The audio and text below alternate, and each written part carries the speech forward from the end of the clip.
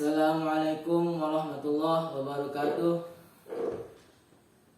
Pada kesempatan kali ini saya akan membahas kias. Apa itu kias? Kias menurut istilah ahli ilmu usul fikih adalah menyamakan suatu kasus yang tidak ada nas hukumnya dengan suatu kasus yang ada nas hukumnya, karena terdapat persamaan kedua kasus tersebut dalam ilat hukumnya. Apabila nas telah menunjukkan hukum mengenai suatu kasus dan ilat hukum telah diketahui melalui salah satu metode untuk mengetahui ilat hukum. Kemudian ada kasus lain yang ilatnya sama dengan kasus yang terdapat nas, maka hukum kasus tersebut disamakan dengan hukum kasus yang ada nasnya berdasarkan persamaan ilatnya.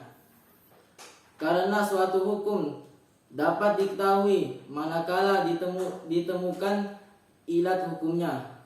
Berikut ini saya akan memberi contoh kias hukum syarak dan hukum positif yang dapat menjelaskan definisi tersebut. Yang pertama, seperti meminum khamar.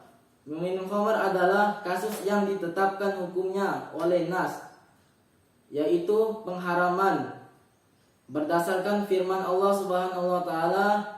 Bismillahirrahmanirrahim. Innamal khamru wal maisiru wal ansabu wal azlamu rijsum min amali syaitani fajtanibuh.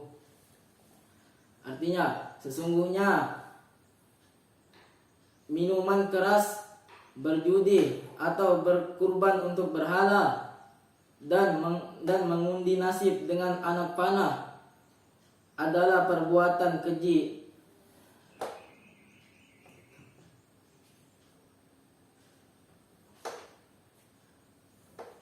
Dan contoh yang kedua, seperti jual beli pada saat azan sholat Jumat dikumandangkan.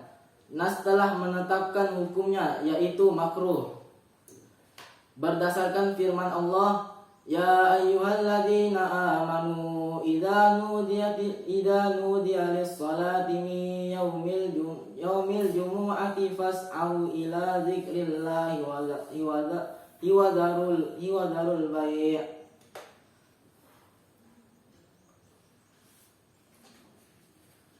Dan adapun rukun-rukun kias, setiap kias terdiri dari 4 rukun, yaitu yang pertama, al-aslu, yaitu sesuatu yang ada nas hukumnya.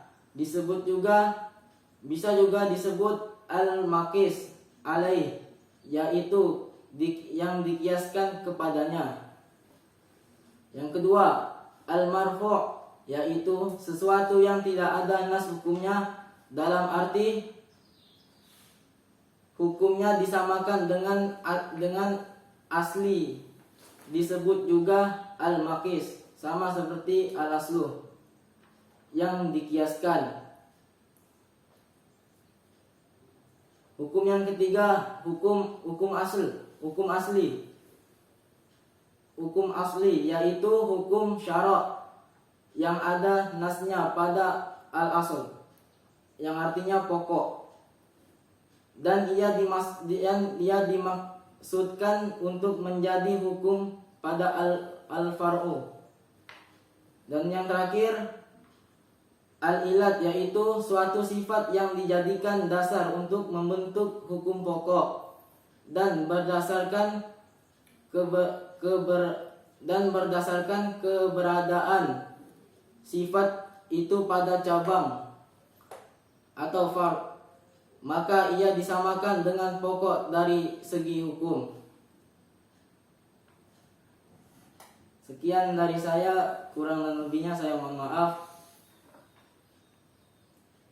Wassalamualaikum warahmatullahi wabarakatuh.